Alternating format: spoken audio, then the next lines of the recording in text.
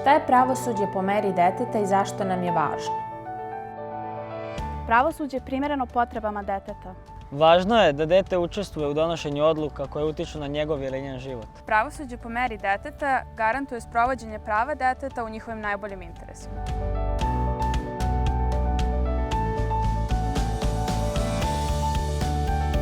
Šta je naš cilj? Da pravosuđe po meri deteta bude dostupno svakom detetu.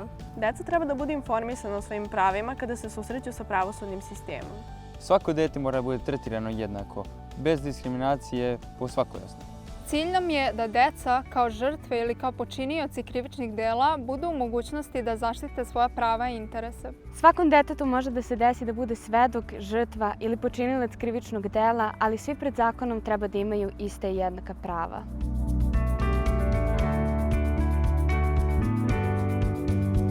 Na šta i na koga se odnosi pravosuđe po meri deteta? Na svako dete do navršene 18. godine. Deca imaju prava pre, tokom i nakon završetka postupka.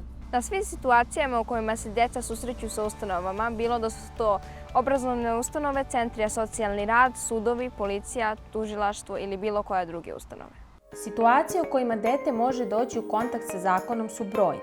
U građanskom i upravnom postupku najčešće su nasilje u porodici, zaštita deteta od zlostavljanja i zanemarivanja, lišenje roditeljskog prava, poveravanje deteta, izdržavanje, razvod braka, usvojenje, starateljstvo, situacije u kontaktu sa obrazovnim, zdravstvenim i institucijama socijalne zaštite. Nastava u školama je organizovana tako da učenici mogu dobiti znanja koja jesu praktična za njihovo buduće zanimanje, ali nisu prilagođena svakodnevnom životu. Naprimjer, ja sam u osnovnoj školi imala predavanja koje su držali policajci, koje su bila vezana samo za saobraćaj i drogu, ali nam niko nije pričao o tome šta da radimo ako nam se roditelji razvode. Imala sam iskustva sa pravosudnim sistemom u Srbiji. Moji roditelji su bili u brakorazvodnoj parnici i još uvek su, posle 3,5 godine, evo sada 4. U samom procesu nije bilo ništa što bi nam olakšalo ili to učinilo prijatnim. Ono što je i propisano u zakonu i nekim pravilnicima se trenutno ne koristi, ne uvažava i ne primenjuje. Tako da, u suštini, samo to primenjivanje mislim da bi mnogo poboljšalo položaj dece. Znam decu koja prolaze i koja su prošla kroz to da niko nema pozitivno iskustvo i da je bilo jako traumatično.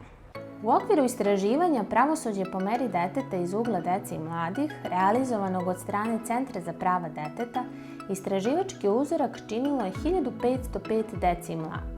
Na pitanje da li ste informisani o svojim pravima ukoliko dođete u kontakt sa policijom, tužilaštvom, Centrom za socijalni rad, 44% ispitanika nije informisano, 28% delimično informisano i 3% u potpunosti informisano. Prilikom dolaska u instituciju, zavod ili vaspitno-popravni dom, da li ti je neko objasnio koja prava imaš? 34% ispitanika je odgovorilo da, 27% ne i 27% donekle. Kako vršnjaci gledaju na decu koja su bila u kontaktu sa zakonom? Ljudi kada znaju da je neko počinilac nekog krivičnog dela, oni se te osobe klone iz straha da će i oni upasti možda u neki problem. Ako su žrtva, često se plaše toga da priznaju prvo sebi da su žrtva, kasnije ljudima oko sebe, jer to nekako će možda u drugima probuditi ideju da su oni slabi ili da ne mogu da se zaštite ili tako nešto. Ukoliko je ta osoba žrtva nasilja, zna da se pokaže dosta empatije prema njima, ali može čak i nekog sažaljenja koje loše utiče na tu osobu i onda se ona osjeća nekako bespomoćnom i u lošem položaju. Kada se popriča sa tim ljudima oko toga šta su oni prošli, dobije se nekako razumevanje za njih, da jednostavno njima prvo prijatnije, da znaju da su u nekom društvu gdje su prihvaćeni i da ne moraju da se plaše prvo da pričaju o tome, a kasnije i da jednostavno ne moraju da se boje toga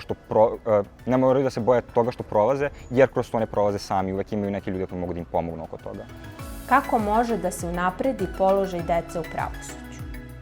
Položaj deteta u pravosuđu možemo naprediti tako što bi ljudi, odnosno policajci ili sudije ili radnici u Centru za socijalni rad, bili obučeni razgovaraju sa decom i da rade sa njima. Smatram i da policajci treba da prođu kroz obuku, kako da se ophode prema deci. Za početak treba da imaju volju da pomognu deci.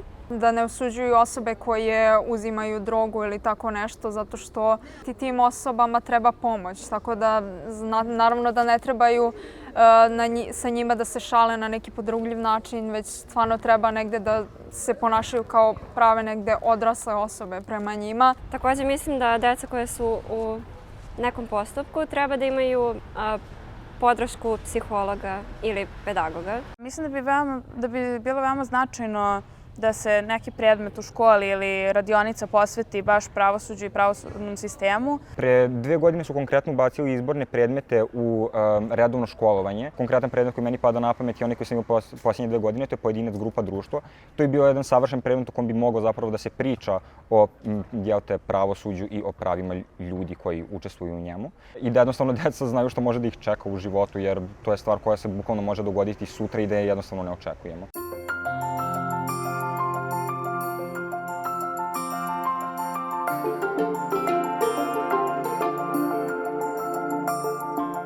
Interesujem se za temu pravosuđa zato što smatram da vršnjaci našeg godišta nisu dovoljno informisani i smatram da svako zaslužuje pravo da zna kako da postupi u slučaju da se desi neki incident.